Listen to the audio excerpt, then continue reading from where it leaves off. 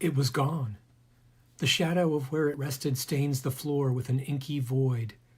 A few of the cobwebs that clung to its wheels float across the black like broken trees in flood.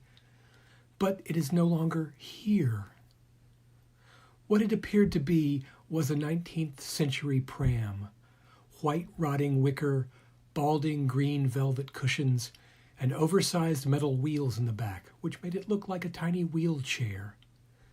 To approach it was to enter an ecosystem of dust and mothballs and the smell of ancient mold.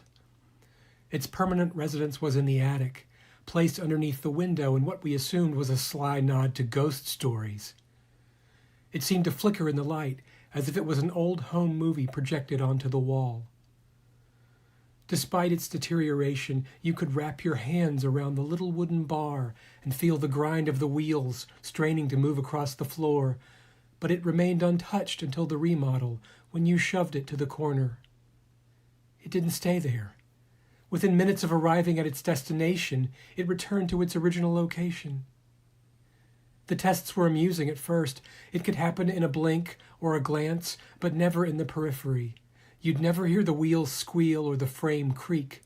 It was simply one place 1 second and the other place the next. Then it started destroying things. Anything we put in its place shattered into bits with a singular ear-splitting pop. It demanded its space under the windows over and over until we were out of things to sacrifice. Following a visit from Father Carrington and wisp of Palo Santo smoke, it was time.